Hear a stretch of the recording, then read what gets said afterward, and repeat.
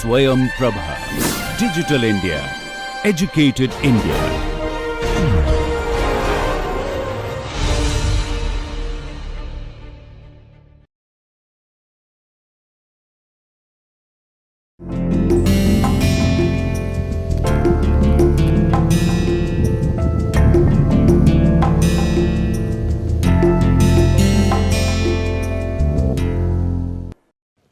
नमस्कार। आज की चर्चा में हम इस बात पर विचार करेंगे कि राजनीतिक सिद्धांत क्या है। असल में राजनीति विज्ञान को समझने की अगर हम कुंजी की बात करें तो वह कुंजी राजनीतिक सिद्धांत में निहित है। राजनीतिक सिद्धांत हमें कुछ ऐसी अवधारणाओं के बारे में बताती है जो हमारे जीवन से जुड़ी हुई हैं, जिनका हमारे जीवन में रोज़ रोज़ सामना होता है, जिनका हम अपनी बोलचाल की भाषा में कई बार प्रयोग करते हैं, लेकिन सैद्धांतिक स्तर पर उन्हें किस तरीके से समझा जाए, उनमें किस तरीके से एक स्पष्टता लाई जाए, यह एक हमेशा से ही क्लिष्ट काम माना जाता रहा है, एक दुष्कर, एक मुश्किल काम माना जाता रहा है। और इस लिहाज से जब भी हम अलग अलग अवधारणाओं की बात करते हैं, चाहे वह समानता हो, चाहे वह स्वतंत्रता हो, चाहे वह न्याय हो या फिर लोकतंत्र हो, तो उस अर्थ में एक सैद्धांतिक स्तर पर जब हम समझ बनाने की कोशिश करते हैं तो हमें ज़्यादा अमूर्त तरीके से, ज़्यादा गहराई में जाकर, ज़्यादा व्यवस्थित तरीके से विचार करने की आवश्यकता होती है।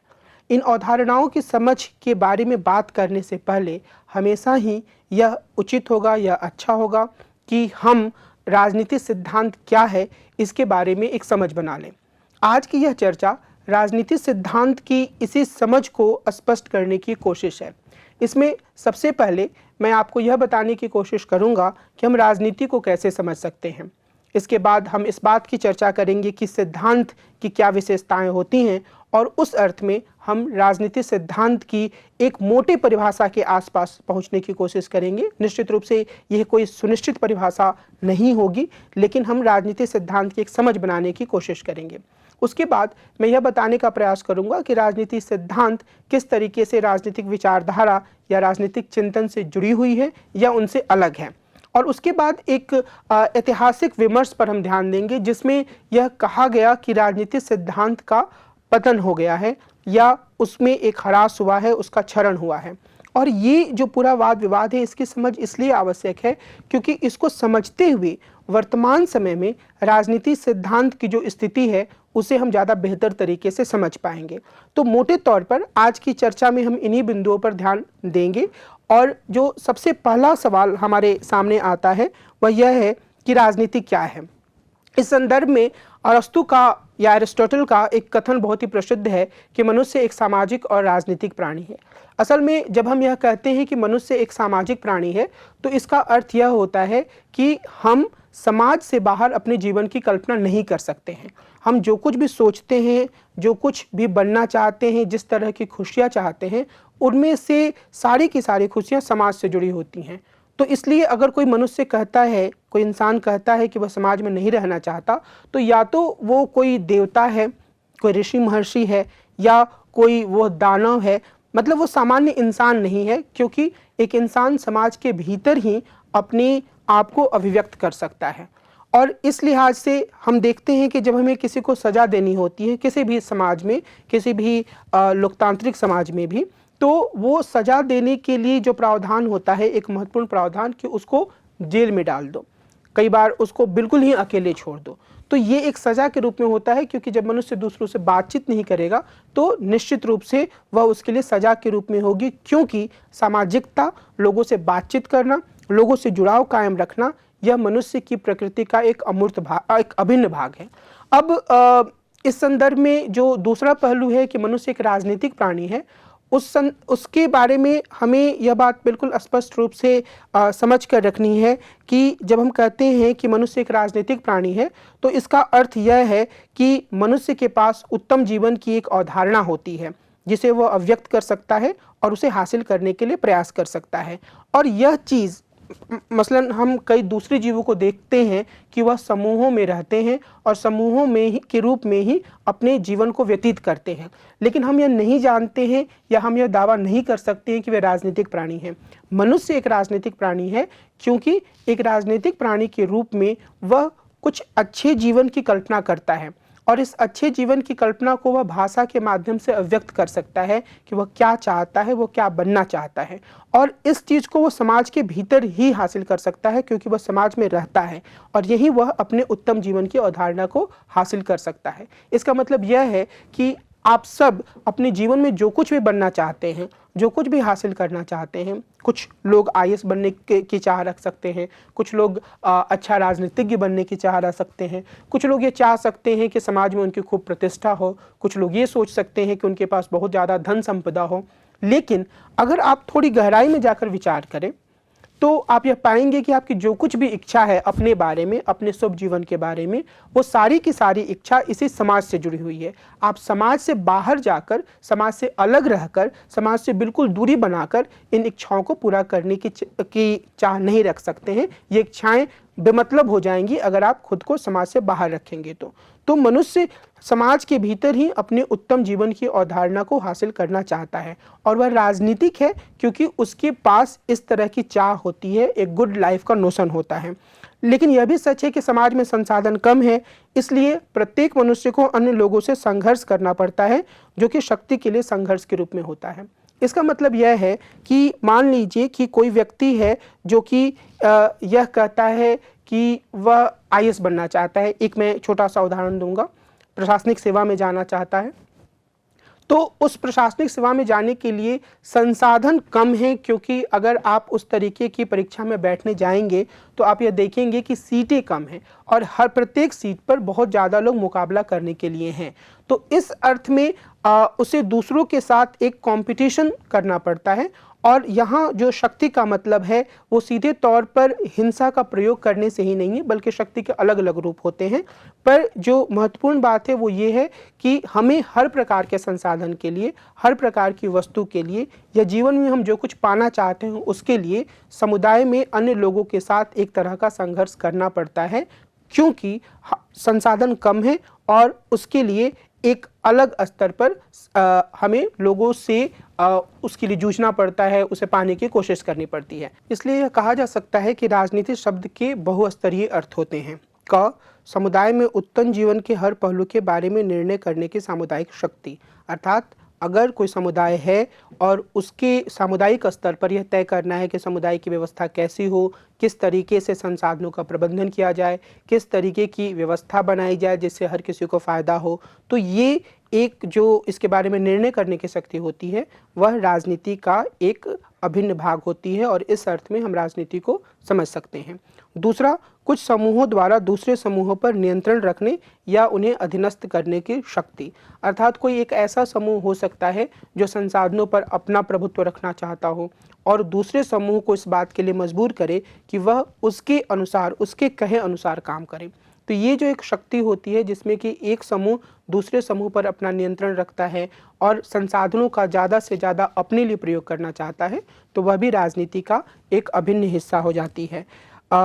यह एक अलग संस्थात्मक संयंत्र अर्थात राज्य के बारे में भी बताता है। इसलिए ग, इसका तात्पर्य यह भी है कि राजनीति सामान्य हित मूल्यों को हासिल करने के लिए राज्य की शक्ति के प्रयोग से संबंधित है। और हम सब जानते हैं कि राज्य जो है वह एक व्यवस्था कायम रखने का, राष्ट्र राज्य एक मूलभूत या बुनियादी संगठन के रूप में मौजूद है आधुनिक विश्व में। तो इसमें किस तरीके से व्यवस्था की जाए इसके बारे में भी राजनीति हमें स्पष्ट रूप से बताती है या राजनीति इससे भी जुड़ी होती है। और घ, यह एक समूह द्वारा दूसरे समूह पर अपना प्रभुत्व स्थापित करने के लिए राज्य शक्ति के प्रयोग से संबंधित है। अर्थात अगर कोई एक समूह राज्य की शक्ति के माध्यम से किसी दूसरे समूह पर नियंत्रण रखता है तो यह भी राजनीति का एक भाग होती है या राजनीति को इस रूप में भी समझा जाता है। इसी तरीके से अंतर्राष्ट्रीय स्तर पर विभिन्न राज्य आपस में सहयोग कर बेहतर व्यवस्था बनाने का प्रयास करते हैं या फिर एक राष्ट्र या राष्ट्रों का समूह दूसरे राष्ट्र या राष्ट्रों के समूह पर नियंत्रण रखने का प्रयास करता है। और अगर हम अंतर्राष्ट्रीय राजनीति को देखें, आसपास जिस तरीके की राजनीति चल रही है, चाहे वो हिंदुस्तान और पाकिस्तान का संबंध हो, चाहे वो अमेरिका द्वारा अलग अलग तरह से विभिन्न देशों की काम में हस्तक्षेप करने की कोशिश हो, चाहे वो संयुक्त राष्ट्र संघ के माध्यम से जो काम हो रहे हैं उनको हम समझने की कोशिश करें, तो उसमें एक अंतर्राष्ट्रीय स्तर पर राजनीति काम करती है। और हम यह देखते हैं कि चाहे अमेरिका द्वारा इराक पर किया गया हमला हो, अमेरिका और उसके सहयोगी देशों के द्वारा, या फिर आतंकवाद के खिलाफ संघर्ष हो, या फिर पाकिस्तान के द्वारा हिंदुस्तान में लगातार आतंकवादियों को घुसपैठियों के रूप में भेजने की बात हो, इन सब के पीछे एक सोच यह काम करती है कि किसी देश को नियंत्रित किया जाए या उसे इस तरीके से नुकसान पहुंचाया जाए कि वो किसी एक देश की तुलना में कमज़ोर हो जाए, या फिर इसके साथ ही यह कोशिश भी चलती है कि साथ साथ चलती रहती है कोशिश कि अंतर्राष्ट्रीय स्तर पर शांति व्यवस्था स्थापित की जाए, या फिर लोगों के जीवन को बेहतर बनाया जाए, लोगों को ज़्यादा से ज़्यादा शिक्षा पहुंचाई जाए। तो यह राजनीति, इस राजनीति को हम अंतर्राष्ट्रीय स्तर पर भी काम करते हुए देख सकते हैं। राजीव भार्गव यह बताते हैं कि सबसे अमूर्त स्तर पर पूरी मानवता, यहाँ तक कि सभी जीवित प्राणियों के सामान्य मूल्यों को खोजने का प्रयास किया जाता है राजनीति के माध्यम से। यह राजनीति एक ऐसी गतिविधि है जिसमें इस तरीके के मूल्यों को खोजने का प्रयास किया जाता है। और हम जानते हैं कि आजकल के बहुत सारे जो राजनीतिक चिंतक हैं वो जानवरों के अधिकारों या पशु अधिकारों के बारे में भी सैद्धांतिकरण कर रहे हैं, या अगर हम डीप इकोलॉजी या पारिस्थितिकी से जुड़े हुए अन्य चिंतन की बात करें तो हम यह देखेंगे कि उस पूरे चिंतन में इस बात पर ध्यान दिया जाता है कि जो पूरी पारिस्थितिकी या जो पूरा इकोलॉजी है उसमें जितने तरह के अलग अलग तत्व हैं उनके किस तरीके के अधिकार हैं। और ये जो एक पूरा एक एंथ्रोपोसेंट्रिज्म या मानव केंद्रवादी दृष्टिकोण है उससे अलग हटकर पूरी जगत की बात की जाती है, सिर्फ मानवता नहीं बल्कि अन्य जीवों के अधिकार, अन्य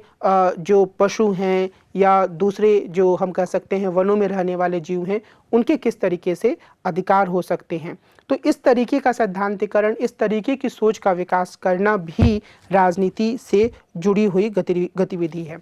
अगर हम सिद्धांत को समझने का प्रयास करें तो इस रूप में हमें और हम सबसे पहले इस बात की कल्पना करते हैं कि एक मनुष्य के रूप में जब हम इस दुनिया में अपनी जीवन को शुरू करते हैं तो हम किस तरीके से चीज़ों को समझते हैं। ऐसा करने के बाद शायद हम ज़्यादा बेहतर तरीके से यह समझ पाएंगे कि सिद्धांत क्या है और उसकी ऐसी कौन सी विशिष्टताएं हैं जो इसे अन्य प्रकार की जो गतिविधियां होती हैं उनसे अलग करती हैं। तो सबसे पहली बात तो यह है कि जब इस दुनिया में हम मनुष्य के रूप में आते हैं और हम जो अपनी ज़िंदगी जीते हैं उसमें हम अवधारणा रखने वाले प्राणियों के रूप में होते हैं। अवधारणा रखने का अर्थ यहाँ पर यह है कि एक व्यक्ति के रूप में जैसे जैसे एक बच्चा बड़ा होता है उसे कुछ कुछ अवधारणाएं मिलती जाती हैं जिसके सहारे वो अपना जीवन यापन करता है। यानी कि वह यह समझने लगता है जैसे जैसे वो बड़ा होता है कि दूध का क्या मतलब है, या फिर चावल का क्या मतलब है, या फिर रोटी का क्या मतलब है,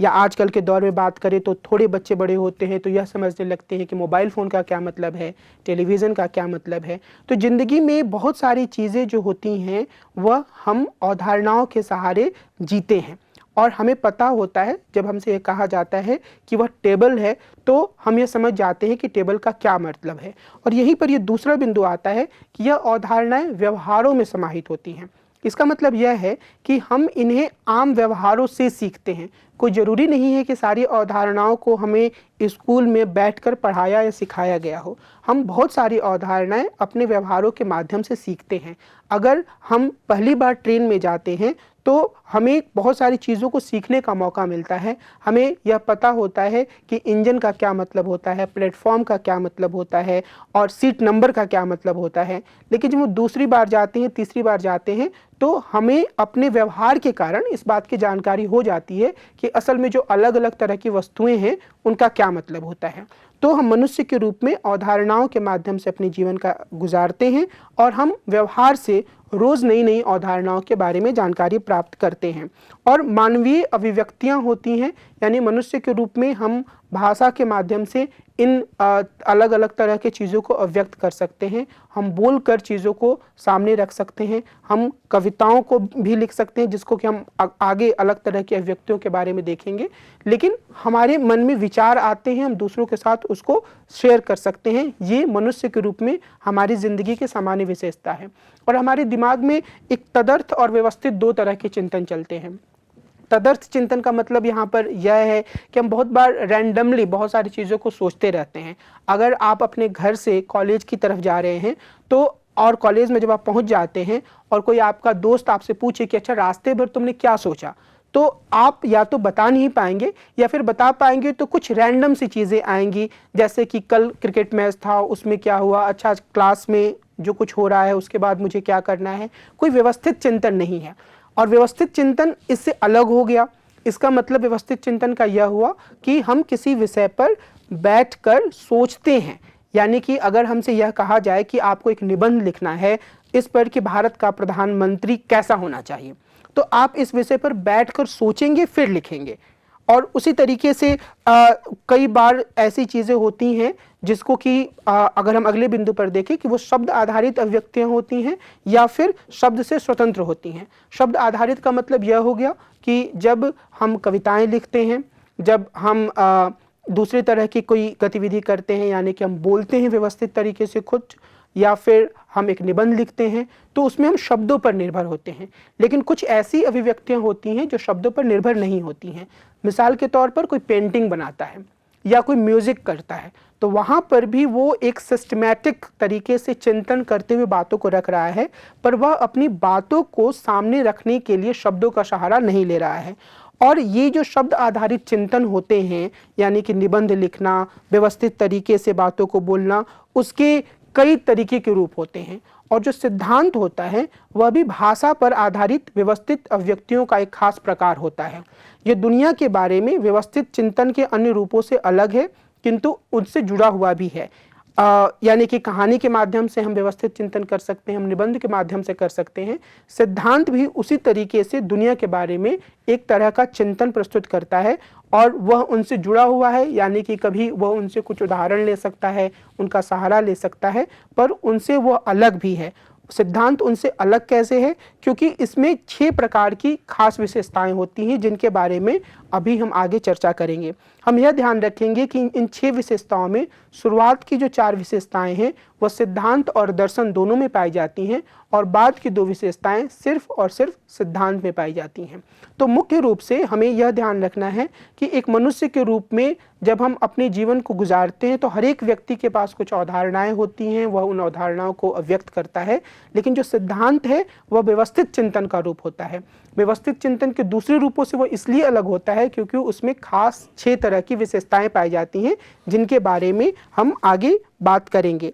सबसे पहली बात तो यह है कि सिद्धांत में अवधारणात्मक संवेदनशीलता होती है। अवधारणात्मक संवेदनशीलता का क्या मतलब है?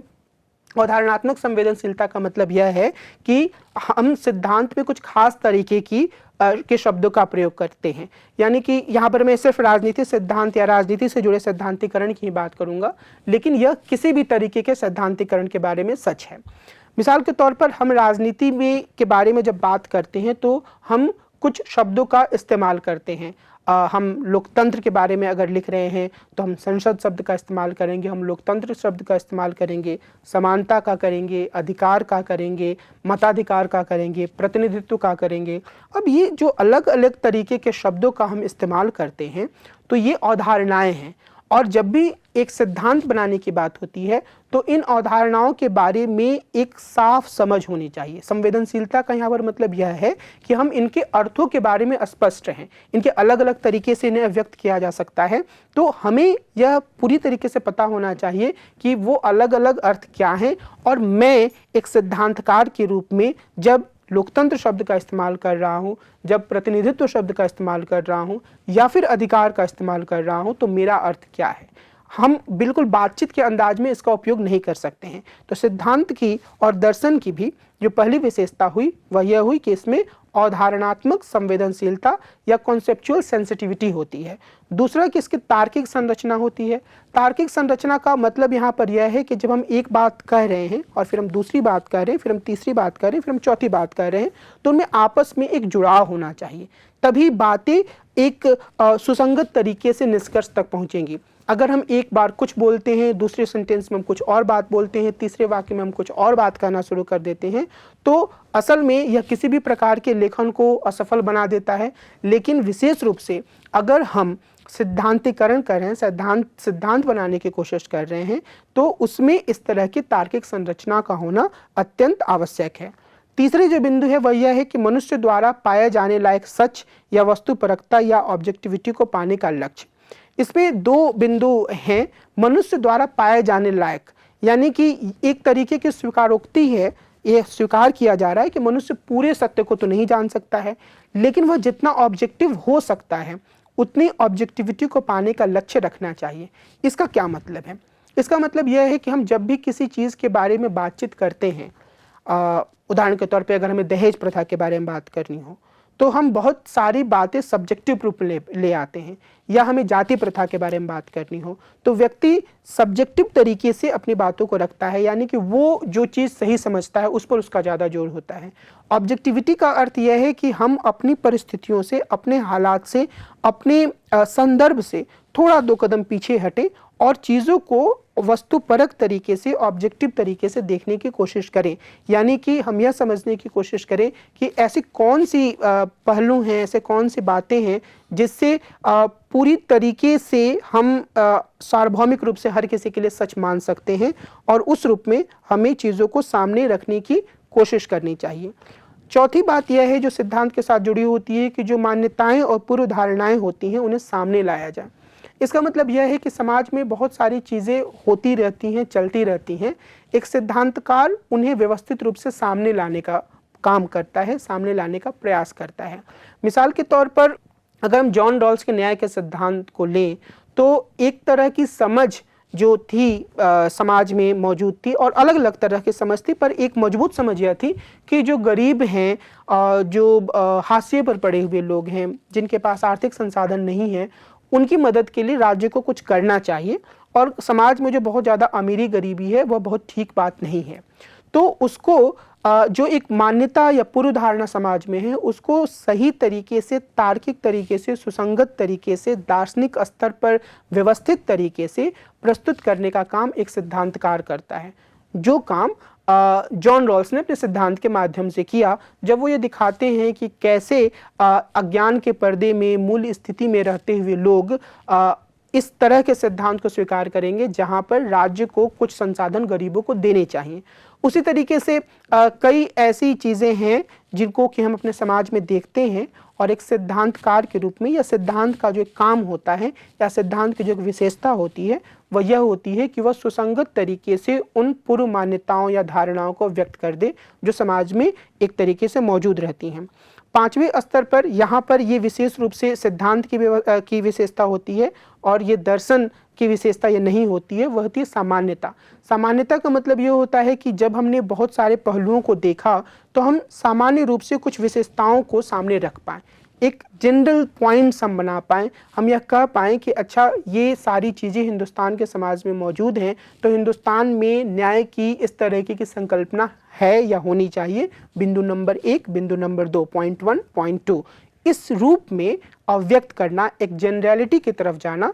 सिद्धांत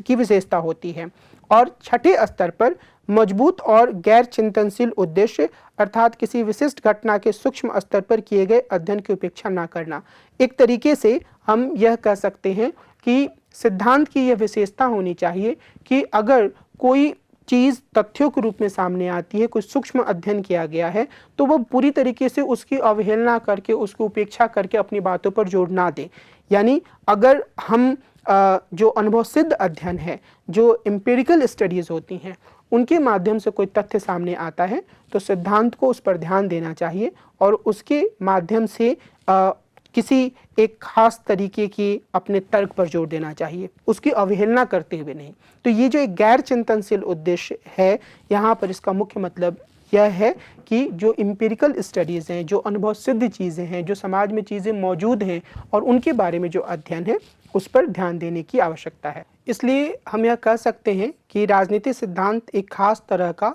शब्दों पर निर्भर व्यवस्थित चिंतन है। इसमें निम्नलिखित में से सभी पर या किसी एक पर चिंतन किया जाता है। पहला, किसी समुदाय के उत्तम जीवन से जुड़े सामूहिक निर्णय करने की शक्ति। दूसरा, एक समूह द्वारा दूसरे समूह पर शक्ति प्रयोग संयंत्र या साधन, अर्थात एक समूह दूसरे समूह पर किस तरीके से शक्ति का प्रयोग करता है, इसके बारे में सिद्धांतीकरण। तीसरा, समुदाय के सुख को हासिल करने के लिए राज्य की शक्ति का प्रयोग। समुदाय के सुख को अर्थात एक समुदाय किस तरीके से अपने लिए बेहतर जीवन जीना चाहता है और उसमें राज्य की शक्ति की क्या भूमिका हो सकती है, इसके बारे में सिद्धांतीकरण। चौथा, एक समूह द्वारा दूसरे समूह पर शक्ति का प्रयोग करने के लिए राज्य का उपयोग।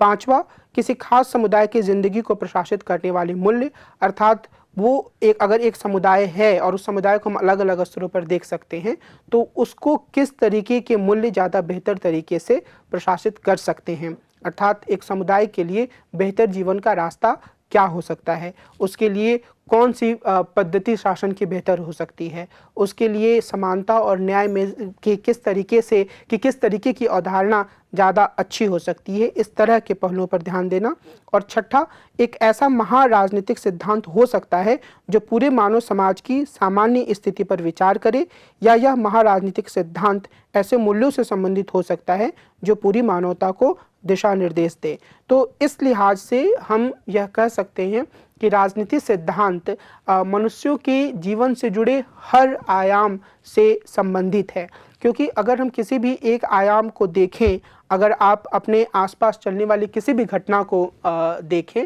तो आप यह पाएंगे कि असल में वह घटना राजनीति से जुड़ी हुई है, वह मनुष्यों के शुभ जीवन की खोज और शक्ति के संघर्ष से संबंधित है। तो इस लिहाज से हर एक पहलू के साथ राजनीति जुड़ी हुई है और राजनीति सैद्धांतिकरण पर उस पर ध्यान दिया जा सकता है। आप अपने आसपास चलने वाले बेरोजगार लोगों के संघर्ष को देखें, या फिर आप यह देखें कि दो समुदायों के बीच में टकराव हो रहा है, या फिर आप यह देखिए कि आरक्षण के मुद्दे पर काफ़ी क्लेश हो रहा है कई समूहों के बीच में। तो इस तरीके की जो अलग अलग तरह की घटनाएं हमारे आसपास हो रही हैं, आप उन सभी घटनाओं को मनुष्यों के शुभ जीवन की तलाश और शक्ति के संघर्ष से जोड़ सकते हैं, और हर एक घटना के साथ एक सैद्धांतिकरण की संभावना मौजूद होती है, या तो उस पर पहले से ही कोई मजबूत सैद्धांतिकरण राजनीति सिद्धांत में हो चुका है, या फिर उस पर करने की संभावना मौजूद है। हमें यह भी ध्यान में रखना है कि कोई भी सैद्धांतिकरण, कोई भी सिद्धांत अपने आप में आखिरी नहीं होता है,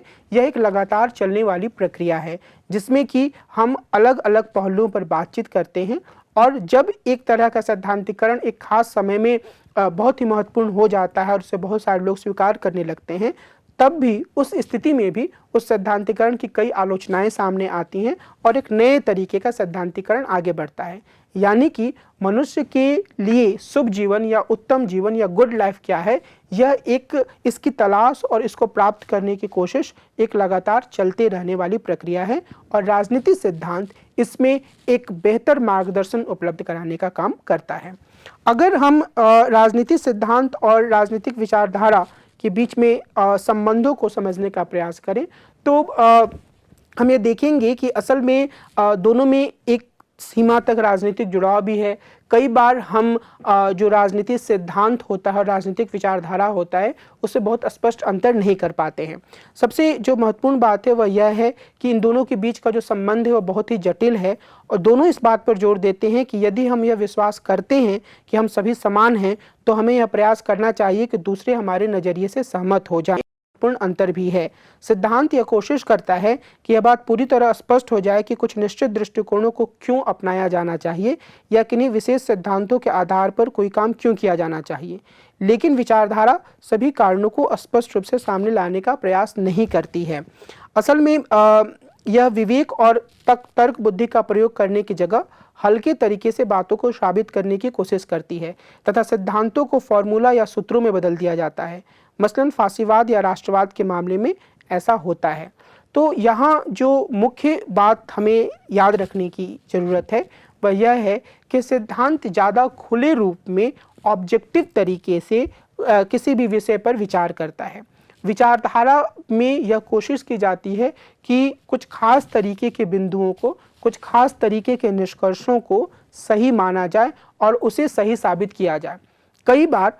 विचारधारा में, या हम कहें कि अधिकांश मौक़ों पर विचारधारा में बहुत खुले रूप में तार्किक तरीके से बातों को प्रस्तुत करने की कोशिश नहीं की जाती है, बल्कि कई बातों को एक फॉर्मूला या सूत्र के रूप में प्रस्तुत कर दिया जाता है, और इसके कारण से एक तरह से अति सरलीकृत रूप में या वल्गर तरीके से विचारधारा में बातें आती हैं और उसमें उसी रूप में दूसरे विचारों को खारिज किया जाता है। तो अगर हम फासीवाद या राष्ट्रवाद पर विचार करें तो ये इनमें जो बहुत तरह के सूत्र आते हैं उन सूत्रों पर बहुत गहराई से वाद विवाद करने की संभावना नहीं होती है और कई बार उन्हें फॉर्मूला के रूप में स्वीकार करने पर जोर दिया जाता है। तो ये फासीवाद और राष्ट्रवाद जैसी विचारधाराओं में है। कई बार यह मार्क्सवाद के भीतर भी होता है, जो ऑफिशियल मार्क्सवाद जिसे माना जाता था, या जो कि सोवियत यूनियन की कम्युनिस्ट पार्टी के द्वारा एक तरीके से दिशा निर्देश के रूप में सामने आता था। उसमें बहुत सारी चीज़ों को मार्क्सवाद के भीतर एक फॉर्मूला के रूप में प्रस्तुत किया जाता था। तो विचारधारा हमेशा ही कुछ हद तक बंद होती है, उसमें वस्तुपरकता या वस्तुनिष्ठता का अभाव होता है। और इसमें जो विवेक का जो इस्तेमाल होता है वो रणनीतिक रूप से होता है, स्ट्रेटेजिक रूप से होता है। यानी कि जहाँ कुछ बातों को सही साबित करने के लिए इस तरह से विचार करने की ज़रूरत है कि हम तर्क बुद्धि, विवेक या रीज़न से बात कर रहे हैं, वहाँ इसका उपयोग किया जाता है। लेकिन सिद्धांत में हमेशा ही जो एक तार्किकता होती है, एक वस्तुनिष्ठता होती है, उस पर ध्यान दिया जाता है। उस पर हमेशा इस बात पर जोर नहीं होता है कि कुछ खास बिंदुओं को सही साबित करना है। और हम ये देख सकते हैं कम से कम उदारवाद या मार्क्सवाद के बारे में कि कई बार ये उदारवादी सिद्धांत के रूप में सामने आता है और कई बार मार्क्सवादी सिद्धांत के रूप में सामने आता है, क्योंकि जो सिद्धांतकार इनकी बुनियादी मान्यताओं को स्वीकार करते हुए सिद्धांतीकरण करते हैं, वह खुले रूप में विचार करते हैं, वो तार्किक तरीके से विचार करते हैं और अपनी विचारधारा की सीमाओं या कमियों को भी स्वीकार करने से उन्हें कोई दिक्कत नहीं होती है। लेकिन दूसरे अधिकांश मौक़ों पर विचारधारा जो होती है वो तुलनात्मक रूप से बंद सोच के रूप में सामने आती है और जिसमें कुछ सूत्रों पर जोर दिया जाता है पर खुले रूप में और तार्किक रूप से विचार करने पर ध्यान नहीं दिया जाता है। अगर हम राजनीतिक चिंतन और राजनीतिक सिद्धांत के बीच के संबंधों की बात करें तो एक बार फिर से यह संबंध हमें स्वीकार करना होगा कि जटिल होते हैं। जब हम राजनीतिक चिंतन की बात करते हैं तो कई बार हम व्यवस्थित तरीके से लिखी गई पुस्तकों की भी बात करते हैं। कई बार कुछ विचार जो लोगों ने व्यक्त किए उनको भी हम राजनीतिक चिंतन की श्रेणी में शामिल करते हैं। तो राजनीतिक सिद्धांत में जिन विषयों पर विचार किया जाता है वे ऐसे विषय होते हैं जिनमें से अधिकांश विषयों पर अतीत में भी किसी न किसी राजनीतिक चिंतक द्वारा विचार किया जा चुका है। और जैसे उदाहरण के तौर पर हम न्याय की बात करते हैं तो उस न्याय जैसी अवधारणा में के बारे में अतीत में भी बहुत सारे चिंतकों ने विचार किया है। तो अगर आज के दौर में हम न्याय के बारे में सैद्धांतिकरण करने की कोशिश कर रहे हैं तो उसके बारे में जो राजनीतिक चिंतन में कहा गया है उससे हमें एक ऐसा स्रोत मिलता है, एक ऐसा संसाधन मिलता है जिससे हम न्याय के बारे में ज़्यादा स्पष्टता ला सकते हैं और फिर सैद्धांतिकरण करने में हमें ज़्यादा सहायता मिल सकती है। तो इस लिहाज से राजनीतिक चिंतन राजनीतिक सैद्धांतिकरण के लिए हमेशा ही एक संसाधन का काम करता है। कई बार जिसे हम राजनीतिक चिंतन की श्रेणी में डालते हैं वह इतना ज़्यादा विस्तृत, इतना ज़्यादा हम कह सकते हैं कि अपने संदर्भ से ऊपर उठकर अमूर्त रूप से चिंतन होता है कि वह राजनीतिक सिद्धांत में एक महत्वपूर्ण भूमिका निभाता है और कई बार वह स्वायत्त रूप से राजनीतिक सिद्धांत का भी काम करता है। तो जैसे मैंने न्याय का उदाहरण दिया, वैसे ही अगर हम संप्रभुता की बात करें, राज्य की बात करें, तो कई ऐसे राजनीतिक चिंतक हैं जिनके विचारों को हमें हर प्रकार के सैद्धांतिकरण में एक संदर्भ के रूप में इस्तेमाल करना होता है, क्योंकि बहुत से अलग अलग तरह के विचारों के बारे में हमें स्पष्टता मिलती है। तो निश्चित रूप से जो राजनीतिक सिद्धांत है वह राजनीतिक चिंतन से ज़्यादा व्यापक चीज़ है और ज़्यादा गतिशील भी है और इसमें हमेशा ही नए नए तरह के आयाम जुड़ते रहते हैं। लेकिन राजनीतिक चिंतन जो है वो राजनीतिक सिद्धांतिकरण के लिए एक संसाधन उपलब्ध कराता है, एक आधार उपलब्ध कराता है। अब अगर हम राजनीतिक सिद्धांत की वर्तमान अवस्था को समझना चाहते हैं तो हमें राजनीतिक सिद्धांत से जुड़े एक महत्वपूर्ण वाद विवाद पर ध्यान देना होगा और यह वाद विवाद इस रूप में सामने आता है कि क्या राजनीतिक सिद्धांत का पतन हो चुका है। और यह वाद विवाद हम कह सकते हैं कि 1950 और 60 के दशकों में काफ़ी जोरदार तरीके से सामने आया और इसमें जब राजनीतिक सिद्धांत के पतन की बात कही गई तो राजनीतिक सिद्धांत के मानकीय रूप के पतन की बात कही गई। मानकीय रूप का मतलब यह है कि वह सिद्धांतिकरण जो यह बताता है कि क्या किया जाना चाहिए, क्या नहीं किया जाना चाहिए। तो इससे जुड़ा हुआ मानक यानी कि सही क्या है, गलत क्या है, इससे जुड़ा हुआ तत्व जो कि दर्शन से जुड़ा हुआ है और जो कि नैतिकता के जुड़े प्रश्नों के बारे में बताता है। तो राजनीतिक सिद्धांत के चरण की बात इसी चीज़ से शुरू हुई कि क्या मानकीय जो पहलू है उस पर ध्यान देना बंद कर देना चाहिए। असल में यह जो पूरा वाद विवाद है वह तथ्य और मूल्य में से किसे ज़्यादा वरीयता दी जानी चाहिए, इससे जुड़ा हुआ वाद विवाद है। अगर हम राजनीतिक सिद्धांत के इतिहास में जाएं, राजनीति विज्ञान के इतिहास में अगर जाएं, तो हम देखेंगे कि जो एक असंतोष था 1920 और 30 के दशकों में, 40 के दशकों में राजनीति विज्ञान की स्थिति को लेकर, उस असंतोष का मुख्य कारण यह था कि राजनीति विज्ञान सामान्य रूप से और मुख्य रूप से राजनीतिक सिद्धांत के रूप में जो कुछ पढ़ा जा रहा था, उसमें दुनिया में जो चीज़ें हो रही थी उसके बारे में व्याख्या करना या उसके बारे में समझ बनाने पर ज़्यादा जोर नहीं दिया जा रहा था। ज़्यादा से ज़्यादा कुछ संस्थात्मक अध्ययन हो रहे थे या फिर कुछ पुराने जो चिंतक थे उनके विचारों का अध्ययन किया जा रहा था और यह कहा जा रहा था कि क्या होना चाहिए। ये एक प्रमुख तत्व था उस तरीके के पूरे सैद्धांतिकरण का या राजनीति विज्ञान के अध्ययन का। तो इस लिहाज से एक सूत्र या एक वाद विवाद पूरा उभर कर सामने आया राजनीति विज्ञान में, जिसमें यह कहा गया कि असल में सैद्धांतिकरण में हमें तथ्यों पर ज़्यादा जोर देने की ज़रूरत है और मूल्यों को हमें बहिष्कृत कर देना चाहिए। असल में ये जो पूरा वाद विवाद है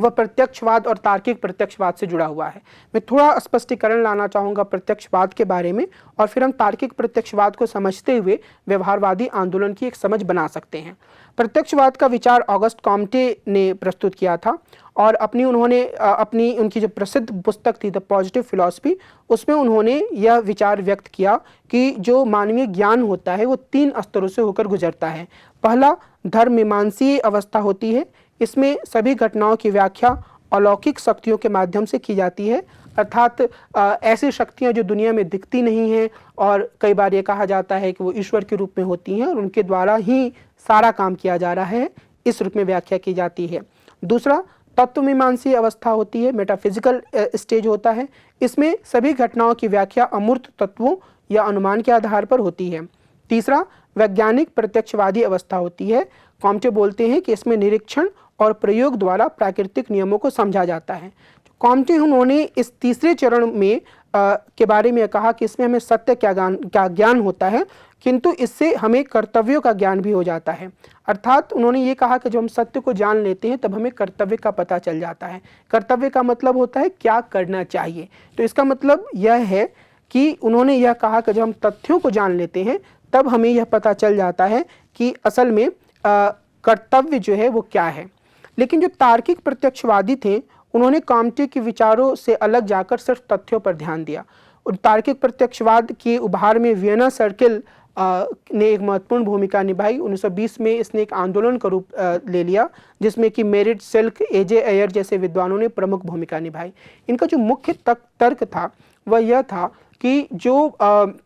ज्ञान है वह इस बात से जुड़ा हुआ नहीं है कि क्या होना चाहिए, इसका मुख्य जो पहलू है वह यह है कि क्या है और हमें सिर्फ इसी पर ध्यान देना चाहिए। एक अनुसंधानकर्ता के रूप में हमारा काम लोगों को यह बताना नहीं है कि क्या करना चाहिए, क्या होना चाहिए। हमारा मुख्य जो काम है वह यह बताना है कि असल में किस तरीके से चीज़ें हैं दुनिया में। और इसी लिहाज से एक तरीके से वैज्ञानिकतावाद पर जोर बढ़ा और एक शब्द प्रचलित हुआ जिसे व्यवहारवाद कहा गया, जिसमें डेविड स्टन ने एक व्यवहारवादी आंदोलन राजनीतिक सिद्धांत के क्षेत्र में चला, जिसमें डेविड स्टन ने सबसे प्रमुख भूमिका निभाई। डेविड स्टन ने इस बात पर जोर दिया कि जो तथ्य हैं और वो मूल्य जो हैं वो 2 अलग अलग चीज़ें हैं और जब तक हम अध्ययन करने जाते हैं किसी विषय पर और हम उससे अपने मूल्यों को अलग नहीं करते हैं तब तक हम वास्तविक अध्ययन नहीं कर सकते हैं। अगर हम एक उदाहरण के माध्यम से यह समझना चाहें कि डेविड स्टन क्या कहना चाह रहे हैं तो हमें यह समझना होगा कि एक उदाहरण के रूप में हम देखते हैं कि मान लीजिए कि हम एक गांव में अध्ययन करने के लिए जाते हैं।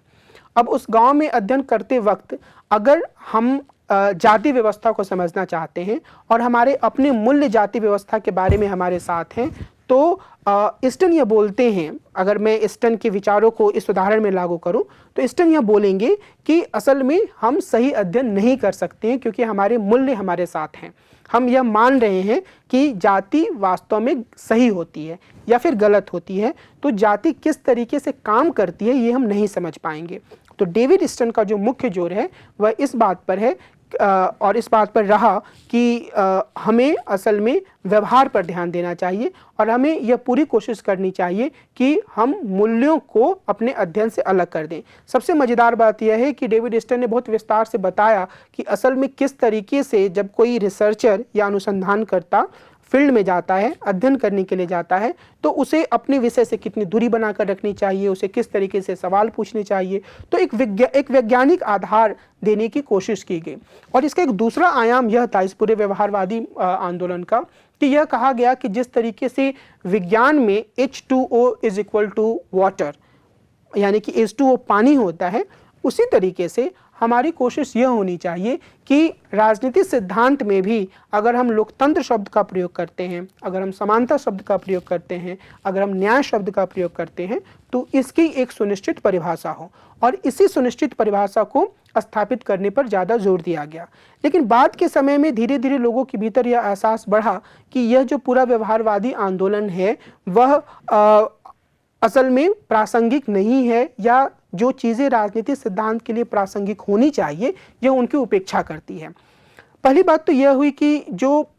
शब्दों को या अवधारणाओं को वैज्ञानिक स्तर पर परिभाषित करने का पूरा लक्ष्य था, उसके बारे में यह महसूस किया गया कि असल में अगर हम अधिकार की बात बोलते हैं या अगर हम न्याय की बात करते हैं, तो चूंकि मानव समाज बहुत ही विविधतापूर्ण है और हर समाज में अलग अलग तरीके से चीज़ों को समझा जाता है, इसलिए हम उसे एक परिभाषा के दायरे में नहीं बांध सकते हैं। या H2O या वैज्ञानिक जो सूत्रीकरण है उससे अलग स्थिति है। विज्ञान में जो स्थिति है उसमें हम कुछ चीज़ों को परिभाषित कर सकते हैं क्योंकि वो प्राकृतिक दुनिया से जुड़ी हुई चीज़ें होती हैं, लेकिन मनुष्यों की दुनिया में लगातार चीज़ें बदलती रहती हैं। एक व्यक्ति, एक अनुसंधानकर्ता जब किसी दूसरे स्थान पर अनुसंधान करने जाता है तो वो कभी भी यह दावा नहीं कर सकता है कि वो वहाँ के लोगों की जो पूरी प्रकृति है, जो पूरी सोच है, उसको वो समझ सकता है। तो इस लिहाज से यह कहा गया कि जो राजनीति विज्ञान या राजनीतिक सिद्धांत है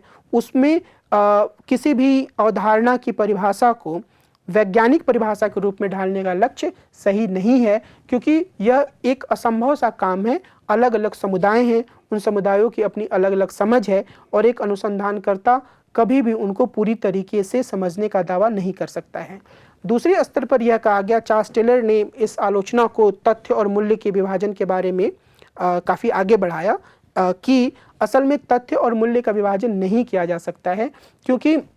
जब हम किसी विषय को अध्ययन के लिए चुनते हैं तब हमारा मूल्य उसमें काम करता है। दुनिया में कई सारे विषय हैं, लेकिन एक रिसर्चर जब किसी खास विषय को चुनता है तो वो इस बात पर ध्यान रखता है कि वो उस विषय को क्यों चुन रहा है, और क्यों चुन रहा है ये जो चीज़ है वो उसके मूल्यों से तय होती है। या तो वो विषय उसके अपनी सोच के काफ़ी नज़दीक होता है, या उसके कोई अन्य ऐसे कारण होते हैं जो उसके मूल्यों से निर्देशित होते हैं। इसी तरीके से जब एक रिसर्चर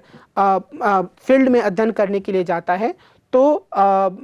डेविड ईस्टर्न ने कहा था, या व्यवहारवादी आंदोलन में यह कहा गया था कि उसे ऑब्जेक्टिव होने का पूरा प्रयास करना चाहिए, लेकिन पूरी तरीके से ऑब्जेक्टिव नहीं हुआ जा सकता है। इस बात को टेलर ने रेखांकित किया। उन्होंने ये कहा कि जब हम किसी फील्ड में जाते हैं तो हमारे पास लाखों फैक्ट्स होते हैं। अगर हम एक कमरे में बैठे हैं तो उस कमरे में हजारों लाखों तथ्य हो सकते हैं। अगर हम एक क्लासरूम में जाते हैं तो क्लासरूम में लाखों तथ्य हो सकते हैं, और सिर्फ हम तथ्यों को इकट्ठा करते जाएं तो उससे कोई बात नहीं बनेगी। हमें कुछ खास तथ्यों को इकट्ठा करना होगा, और वो खास तथ्य क्या हैं, जब हम ये फैसला करते हैं तो हम यह फैसला करते वक्त अपने मूल्यों से निर्देशित होते हैं। तो इस लिहाज से जो तथ्य और मूल्य के बीच विभाजन की बात व्यवहारवादी आंदोलन में सामने आई, और उसमें विभाजन के साथ ही यह कहा गया कि मूल्यों को पूरी तरीके से त्याग देना चाहिए, यानी कि किया जाना चाहिए, इस आयाम को त्याग देना चाहिए, अर्थात मानकीय पहलू को, दर्शन के पहलू को त्याग देना चाहिए।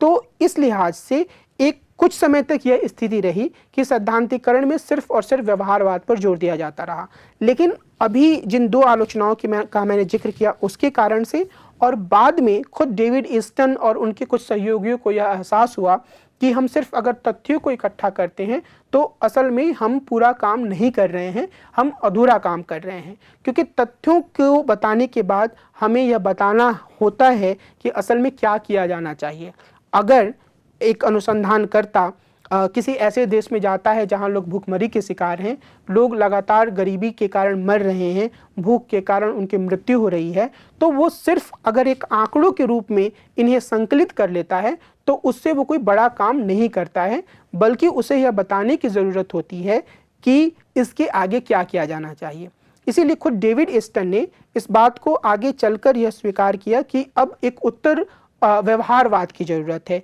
ये 1969 में उन्होंने घोषणा की, और उत्तर व्यवहारवाद का मतलब यह था कि तथ्यों के साथ साथ मूल्यों पर भी ध्यान देने की जरूरत है। अगर हम इस वाद विवाद से आगे बढ़ते हुए वर्तमान समय में राजनीतिक सिद्धांत की स्थिति को समझने की कोशिश करें तो दो पहलू स्पष्ट रूप से सामने आते हैं। एक मानकीय राजनीतिक सिद्धांत की बात होती है और दूसरा एम्पिरिकल या अनुभव सिद्ध राजनीतिक सिद्धांत की बात होती है। अब यहाँ हमें यह समझने की ज़रूरत है कि कोई भी राजनीतिक सिद्धांत अपने आप में सिर्फ मानकीय नहीं होता है, यानी कि वो सिर्फ यह नहीं बताता है कि क्या होना चाहिए। निश्चित रूप से वह कुछ तथ्य जो है वो वास्तविकता की धरातल से लेता है, यानी जो समाज में हो रहा है उससे वह कुछ तथ्य लेता है और उसके आधार पर वह सैद्धांतिकरण करता है कि क्या होना चाहिए। उसी तरीके से कोई भी एम्पिरिकल सैद्धांतिकरण जो होता है, अनुभव सिद्ध सैद्धांतिकरण जो होता है, वह सिर्फ तथ्यों के आधार पर एक निष्कर्ष या तथ्यों को सामने रखने के रूप में नहीं होता है, बल्कि उसमें इस तथ्य पर भी जोर दिया जाता है कि क्या किया जाना चाहिए। इस लिहाज से हम यह कह सकते हैं कि ये जो ऐतिहासिक वाद विवाद हुआ उसके बाद जो राजनीतिक सिद्धांत का एक स्वरूप है उसमें मोटे तौर पर मानकीय या व्यापक रूप से मानकीय, इसका मतलब यह है कि उसमें मानकीय राजनीतिक सिद्धांत का अधिकांश हिस्सा होगा, लेकिन कुछ तथ्यों पर भी जोर दिया जाएगा, और व्यापक रूप से अनुभव सिद्ध अर्थात मोटे तौर पर या बड़े स्तर पर उसमें अनुभव सिद्ध या फैक्ट्स पर ध्यान दिया जाएगा। उसके बाद वैल्यूज पर भी ध्यान दिया जाएगा। ऐसे सिद्धांत प्रचलित हैं, यानी कि मानकीय सिद्धांत विशुद्ध मानकीय नहीं है और अनुभव सिद्ध सिद्धांत विशुद्ध रूप से अनुभव सिद्ध नहीं है। दोनों में एक दूसरे के कुछ तत्व मौजूद हैं, और इस लिहाज से राजनीतिक सिद्धांत आगे बढ़ रही है या इस रूप में यह अभी वर्तमान समय में मौजूद है। अगर हम 1970 के बाद हुए सैद्धांतिकरण पर ध्यान दें या कुछ प्रमुख जो पुस्तकें लिखी गई हैं उन पर हम ध्यान दें, तो हम इस बात को बिल्कुल स्पष्टता से देख पाएंगे कि राजनीतिक सिद्धांत में जो मानकीय पहलू है उसकी जोरदार तरीके से वापसी हुई है। और इस संदर्भ में हम जॉन रॉल्स की किताब अ थियरी ऑफ जस्टिस का उल्लेख कर सकते हैं, जिसका प्रकाशन 1971 में हुआ। और जॉन रॉल्स ने इस किताब में तथ्यों पर बहुत ज़्यादा ध्यान नहीं दिया, बल्कि उन्होंने एक काल्पनिक स्थिति या ओरिजिनल पोजीशन या मूल स्थिति की कल्पना की और उसके माध्यम से सैद्धांतिकरण करने का प्रयास किया। उन्होंने ये बताया कि किस तरीके से जो न्याय के ऐसे सिद्धांत हो सकते हैं जिसमें कुछ संसाधनों का पुनर्वितरण हो और सभी लोग उस तरीके के सैद्धांतिकरण को स्वीकार करें।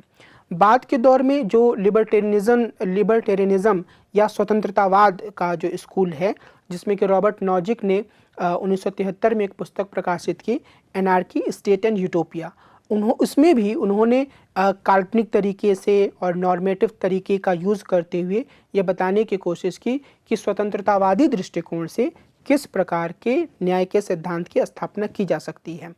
बहुत तरह के यूटिलिटेरियन थिंकर्स ने भी अपनी बातों को रखा कि कैसे ज़्यादा बेहतर तरीके से ऐसी नीतियाँ बनाई जा सकती हैं या ऐसी नीतियाँ बनाई जानी चाहिए जिससे कि जो समूह हैं एक राज्य के भीतर, अलग अलग तरह के समूह, उनको फ़ायदा हो सके, उनके फ़ायदे के लिए नीतियाँ बन सकें।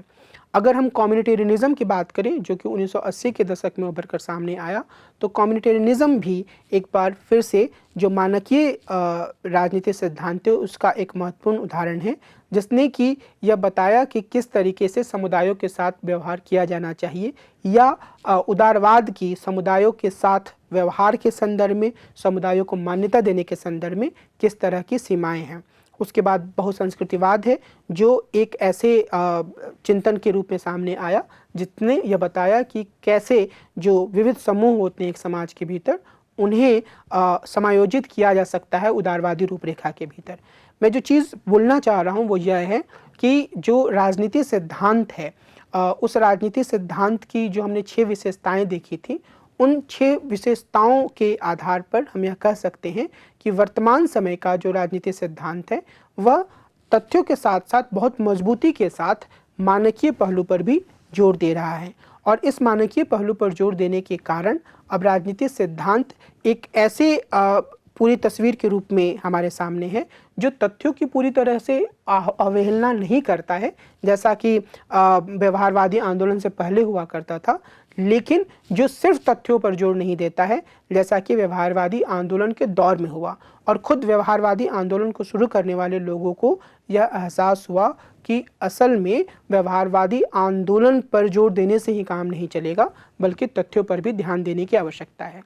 हमें यह भी समझने की ज़रूरत है कि जो एक व्यक्ति के रूप में हम अपने जीवन को जीते हैं, या अगर एक किसान अपने जीवन को जीता है तो उसके जीवन में भी, या जो लोग गाँव में अपने जीवन को जीते हैं, तो उन सभी के जीवन में भी एक तरह की का व्यवस्थित चिंतन होता है। और उस व्यवस्थित चिंतन को हम सिद्धांत तो नहीं मान सकते हैं, लेकिन हम यह जरूर कह सकते हैं कि सिद्धांत जो है वो उससे एक कदम आगे की चीज़ होती है, और सिद्धांत में ज़्यादा तार्किक तरीके से चीज़ों को समझने की कोशिश की जाती है। राजीव भार्गव ने एक शब्द का इस्तेमाल किया है, कॉस्मोलॉजी। कॉस्मोलॉजी का अर्थ एक ऐसी चिंतन व्यवस्था से है जिसमें कोई समुदाय अपने सारे सवालों का जवाब पाता है, और उन सारे सवालों के जवाब को तलाशने के दौरान वह यह समझने की कोशिश करता है कि दुनिया में जो भी चीज़ें हो रही हैं वो क्यों हो रही हैं। तो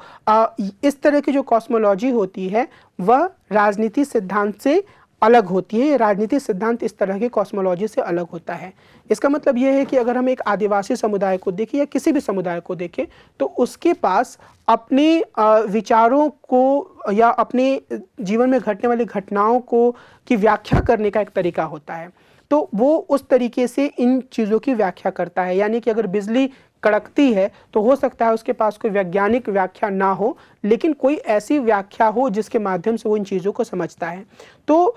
ये कॉस्मोलॉजी लोगों के जीवन में एक महत्वपूर्ण भूमिका निभाती है। लेकिन राजनीति सिद्धांत को समझने के लिए हमें यह ध्यान रखना होगा कि राजनीति सिद्धांत हमें तार्किक तरीके से चीज़ों को समझने में मदद करती है। कई बार जब दो कॉस्मोलॉजीज़ में टकराव होता है तो राजनीति सिद्धांत हमें एक रास्ता बताने का काम करती है कि वास्तव में सही तरीका क्या है। तो जो राजनीति सिद्धांत है वह कॉस्मोलॉजी की तुलना में ज़्यादा व्यापक है, और हमें यह हमेशा ही ध्यान रखने की ज़रूरत है कि जब भी हम राजनीति सिद्धांत की बात करते हैं तो हम इसे विचारधारा से अलग रखें। हम यह ध्यान रखें कि राजनीतिक चिंतन को समझना और राजनीतिक विचारधारा को समझना आवश्यक है, लेकिन यह राजनीतिक सिद्धांत के रूप नहीं है। राजनीतिक चिंतन राजनीतिक सिद्धांत के लिए एक संसाधन का काम कर सकता है। तो अगर हम इस रूप में इन पहलुओं को ध्यान रखते हुए राजनीतिक सिद्धांत को समझते हैं तो हम ज़्यादा बेहतर तरीके से जो हमारे आसपास की जो घटनाएं हैं और जिनमें रोज़मर्रा के जीवन में जिन शब्दों का इस्तेमाल किया जाता है